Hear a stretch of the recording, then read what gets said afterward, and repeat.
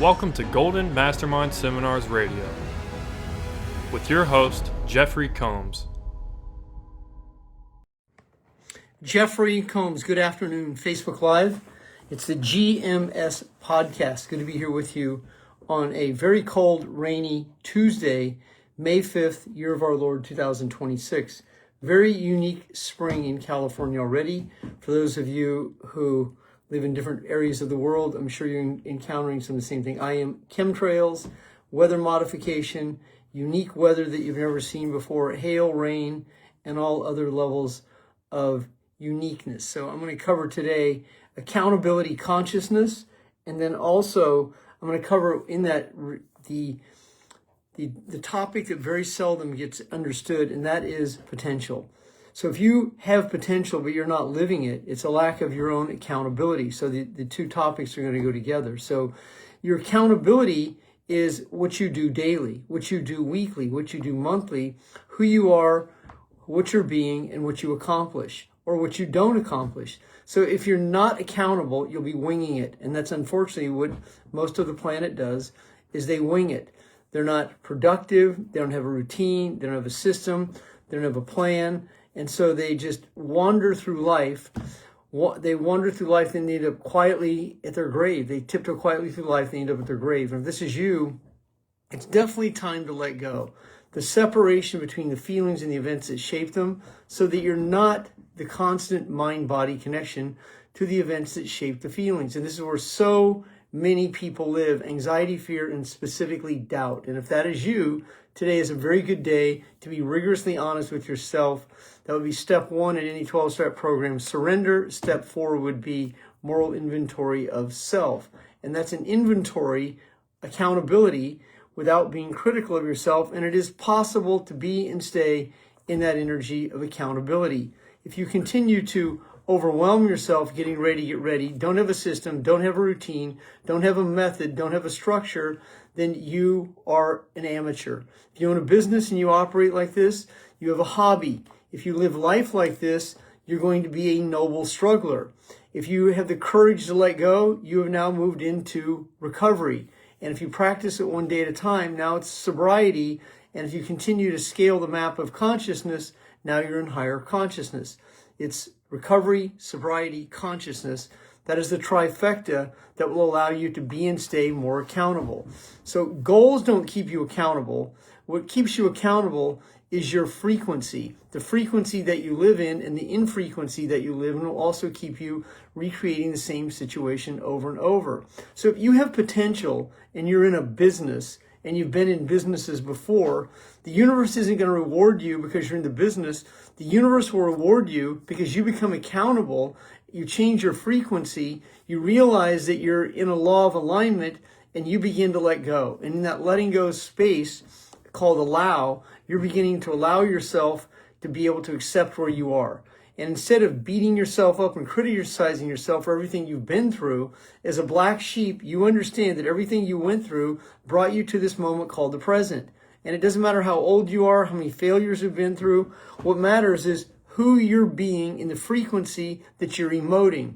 So if you're in the frequency of love, joy, bliss, you're in awareness, understanding, knowing. If you're in relaxed presence or relaxed energy, if you're transmuting your feelings from higher consciousness, then you're going to have your vibration and your frequency is going to put you in alignment to attract more quality, like-minded success seekers, sobriety seekers, people who want to understand the truth, people who are patriotic, people who have a conscious. So that law of alignment that you're in will be, and the more frequent that you do this, the more accountable you become for your results. And instead of blaming someone else, which many people do, I'm in a bad position in the pay plan. I'm not getting any love. No one's giving me any leads. No one's putting anyone under me. No one's giving me any insurance leads. No one's closing sales for me. This is the chronic complainer that is not accountable. What they're accountable for is their own codependence. They're accountable for their own addictions. But they recreate them over and over, not even understanding why they do what they do. In that level of accountability, you're operating in anxiety, fear, and doubt.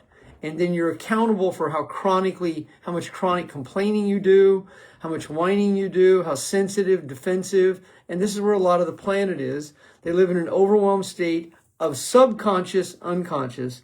And in that overwhelmed state, the subconscious does not seek truth. It seeks what's familiar. That's the reticular activating system. Reticular activating system.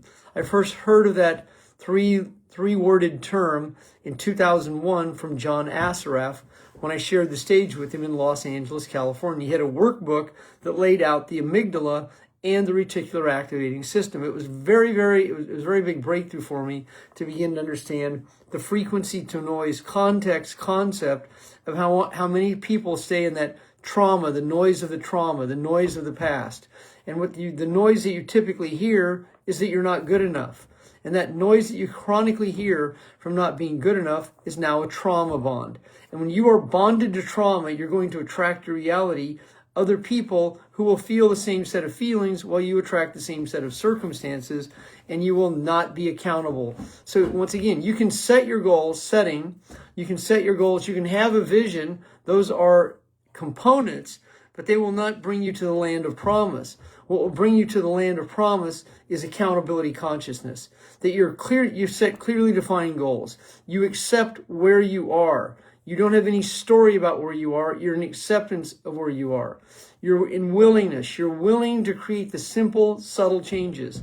I say to many of my coaching clients, I never see you watching my content. I know you're not reading the books.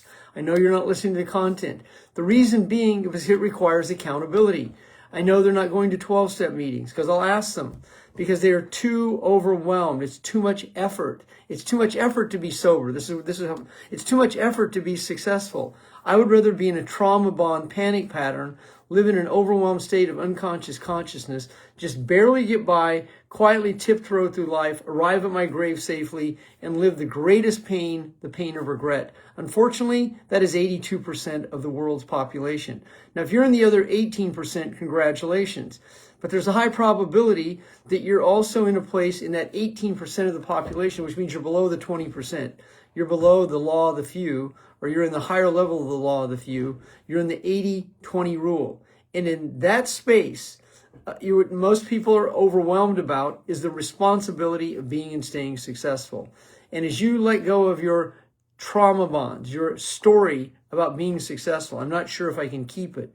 Well, success isn't something you keep. Success is a situation that you be. Success is an energy that you emit, emote, transmit, and mute daily. I am successful. I'm successful at making my bed. And you count the victories throughout the day of what you finish. Because when you're responsible, you're a finisher. When you're irresponsible, you're a poser. You will pose like you're going to do something and not follow through on it. This is codependency, enabling, over-obligating, doing more for others than you do for yourself. This is unfortunately what so many people do. And then the word potential. I'm going to do a Facebook Live or very soon, or I'm going to do a whiteboard video on the word potential. Now, if you understand your potential, you understand you have it, but you're avoiding it, that's understandable. That means the universe is waiting for you to show up. If you're looking for that man or that woman to date, if you're looking for that leader, that mentor to join your team, well, that person's there, but they're still waiting for you to show up. And for you to show up, that means that you let go of your story about the future that hasn't happened, and you focus solely on the task at hand. Right here is a list of my coaching leads from going back to 2018. In breaks today, I've been calling them. I'm 69 years old. Those aren't really cold calls. Those are warm calls. And I've been leaving messages knowing that a large percent of the population will not return my phone call. I understand that. But in the law of averages, I also know that because of my skill set, my repetition and experience, my ability to persevere and not give power and energy to that which does not serve me, which is force counterforce, by staying in my power, I know that I'm going to have a law of average. Well, someone will buy from me. It may not be this afternoon, but it's going to be soon. And that is accountability. And when you're accountable for your time, when you actually have dedicated blocks of time, when you understand the value of time, when you raise your value ladder, then you're no longer the mind-body connection to anxiety, fear, and doubt. As you practice the skill set of letting go, as you be and stay focused, as you have clearly defined goals that you commit to creating in short increments, not millionaire by the end of the year, but what are you going to accomplish by the end of today, the end of this week, on the 7th of May, the first week? What will you accomplish by the end of this month? Is it written down? Is it understood? Are you clear on it? Or is it just a myth?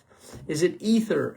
Is it just out in the wind somewhere? Or is it written down in an emotional contract? Once you begin to write it down and sign it, that's your contract. And it's your success contract for goal achievement. And when you focus on goal achievement, not goal setting, you can set goals all day long, but if you're not focused on the achievement of the goal, you're just taking a walk. But if you're committed to this process, you'll sweat. Your energy will come out of you. You'll feel yourself. You'll have to loosen your shirt at times because the energy that you're transmuting is called charisma. It's called energy. That energy is it's vibrational energy. It's transmutational energy. It's hertz. It's cycles per second. You're living in higher consciousness. You sweat at your forehead just like that. And you sweat at your forehead not because it's hot, because you're transmuting. You are connected to source, the morphinogenic field, the quantum field, the Akashic records, synchronicity, synchrodestiny. You're in alignment. This is when your soulmate shows up. This is when your teammate shows up. This is when someone calls you randomly, even though it's not random. They call you and they're ready to buy from you. So when you're in that space, that is called the zone. And when you begin to live in the zone, once again, you'll know you're in the zone because your body's releasing. It releases sweat. It releases emotions. It releases energy. And in that level of energy, you're casting a longer shadow. And the shadow that you're putting out there is your emotional vibration. You're putting out energy from the gamma brainwave state as you're releasing dimethyltryptamine, DMT. It now has a reach of 30 feet, 30 yards, 3 miles, 3 decades.